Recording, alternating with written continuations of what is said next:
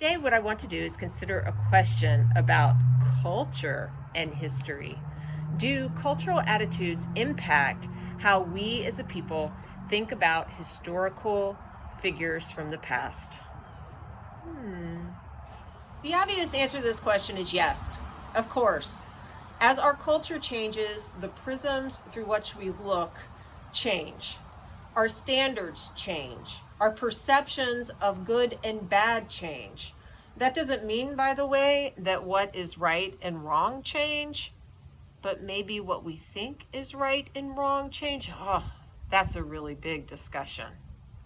As our culture changes, how we perceive the people from the past definitely changes, and how we present them is different. To illustrate this point for you, I'm going to show you some statements about some books from the Western canon that would have left my high school English teacher not just flabbergasted, but bemused. To make sure you know what I'm talking about, canonical literature is considered the best literature. The Western canon is a collection of books that are supposed to lift up our culture to its heights, show us the best thinking that we have, the best art, the best story, the best everything. This is, you want to see the West? Go read some Shakespeare. Go find some Dickens. Go look at some Twain. These are the books that you put in leather on your bookcase, even if you haven't read all of them. Keeping that in mind, there's a popular magazine that men read in the United States. It's called GQ, which stands for Gentleman's Quarterly. And I looked up via the Public Service Advertising Research Center and found out that it was the 99th highest circulating magazine in our country. There was an article in the May 2018 edition that caught my eye. It was called 21 Books You Don't Have to Read Before You Die. The first book on the GQ list is a book that won the Pulitzer Prize. It was written in the 1980s. It is an epic adventure story that lifts up and romanticizes the frontier spirit, especially as you see it in Texas. This book is called Lonesome Dove. I would almost guarantee that the restaurant Lonesome Dove in downtown Austin was named for this book. But GQ rejects it as worthy of reading anymore. That is because, quote, Lauren Groff, the person who wrote this, is convinced that the cowboy mythos, with its rigid masculine emotional landscape, glorification of guns and destruction, and misogynistic gender roles, is a major factor in the degradation of America, end quote.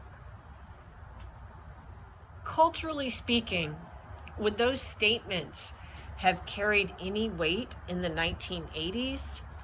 I think they would have been confusing.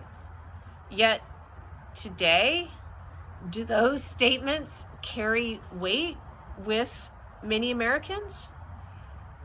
Sure they do.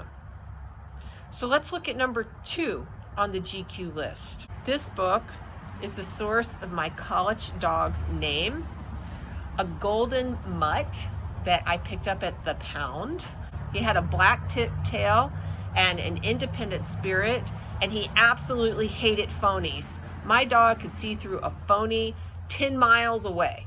My boyfriend and I got into a fight once, and Caulfield, which was my dog's name, Caulfield went up to my boyfriend and peed on him. I love that dog.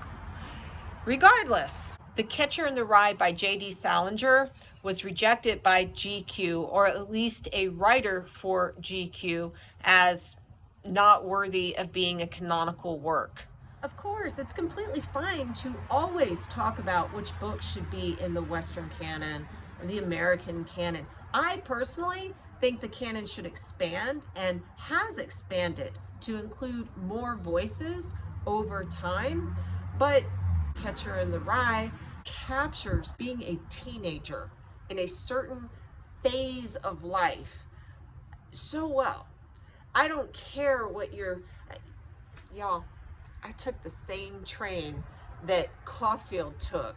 The character in the book, from Pennsylvania to New York City. I loved that book so much at one point in my life. And GQ. Two works by Ernest Hemingway were chucked out: The Old Man and the Sea and A Farewell to Arms, in part because of Ernest Hemingway's masculine bluster. Huckleberry Finn got the boot because, as Tommy Orange said in his write-up, quote, "Mark Twain was a racist. He was a man of his time, so let's just leave him there," end quote. Y'all, I'll admit with that one, I think Tommy Orange didn't actually read Huckleberry Finn, because if you do read it, you'll understand that it's promoting the equality of mankind. Huckleberry Finn and his friend Jim are in some ways superior morally to those who would oppress them. However, the language in the novel is period language, which means the characters speak like characters spoke in the 1800s. The rejection of Huckleberry Finn tells you something about our current culture. J.R.R. Tolkien's Lord of the Rings was called barely readable. Dracula was supposedly not scary enough. Catch-22, which is about absurdities, supposedly fails to capture the absurdities and impossible conflicts of war. Kurt Vonnegut's Slaughterhouse-Five supposedly doesn't portray women well. Last but not least is a book that Jesse Ball, writing for GQ, said was, quote, repetitive, self-contradictory, sententious, foolish, and at times ill-intentioned, end quote. This was the Bible. Essentially, I'm offering you evidence that attitudes about even classics can shift as our culture shifts. Sometimes this is good, sometimes this is bad, but the same thing happens with historical figures. Let's think about the founding fathers. These are the classics from American history, from U.S. history. George Washington, he's just like Moby Dick, he's the big whale. Thomas Jefferson, Alexander Hamilton. Are they presented the same way for every generation? No, they are not.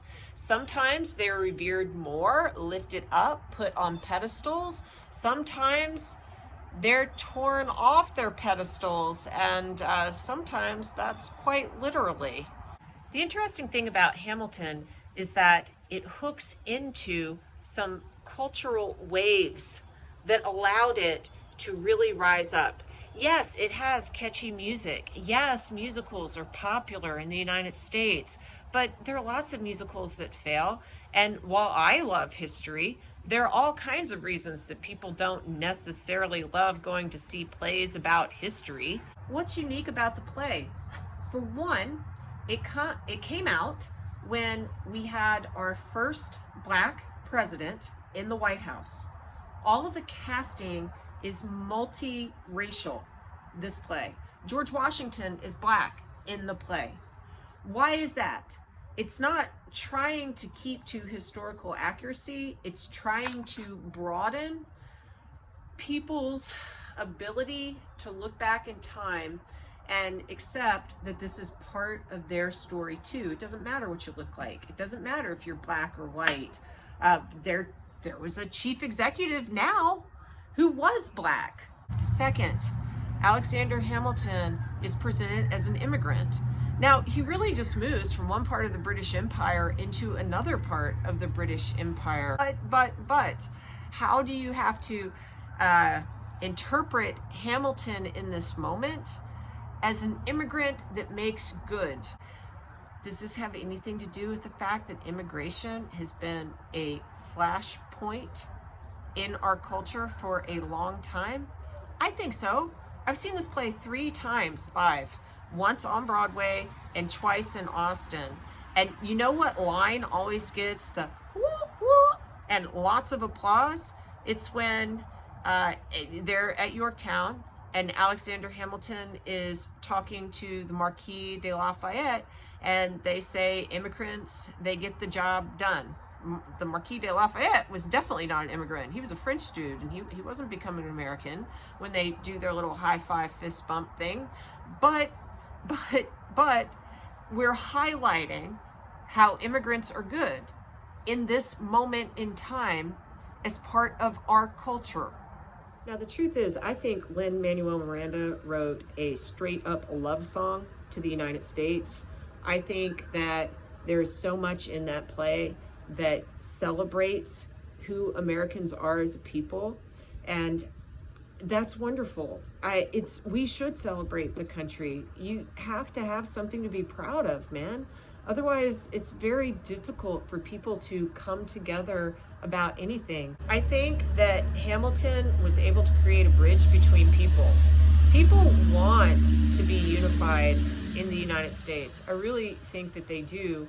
And per how it was produced, and yet how it presented the past, allows both progressive-minded people and conservative-minded people to embrace this play and say, oh, yeah, Hamilton, he's worth a think, at least. I should know that name.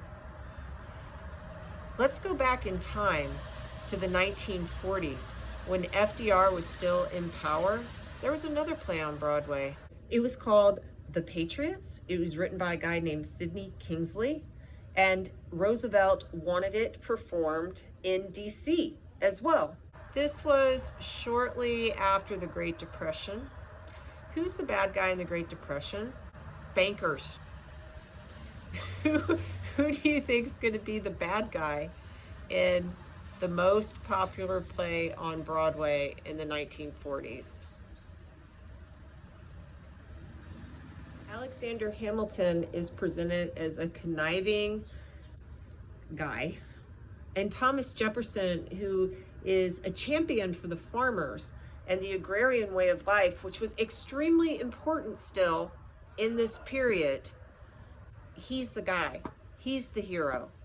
And there's less of a stress on slavery because that's something that we aren't looking at culturally quite as open-eyed in that period, shall I say. This is a time of Jim Crow. This is a time in which I think most Black Americans would not even be able to conceive one day Barack Obama would walk into the White House with Michelle Obama. FDR wouldn't even speak up against lynching. Why? The South was all Democratic, and he was a Democrat. So you didn't want to talk about slavery. You had a different sort of imposition of a color caste system in that time period. That wouldn't have been popular. It wouldn't have gone with the culture. Opinions about books, opinions about plays can tell you about what's happening at any time period. It's actually super fun to look at cultural artifacts because say you read a book about Texas that was written in the 1980s, this may or may not give you an accurate view on history, but it will tell you about attitudes in the 1980s. What do you think about the culture now? What messages are being given by the books that are written, the movies that are made? How about the music or the fashion? What in our culture expresses what you're feeling and thinking and going through in your life that you'll be able to look back at in 20 years and say, yeah, that was what that was all about. What do you think in 10, 20 years that is popular right now in 2020 that might even be a part of the American canon that some writer at a magazine like GQ will look back on in a new generation and say, anyway, that's all I got today. I hope it was at least mildly entertaining.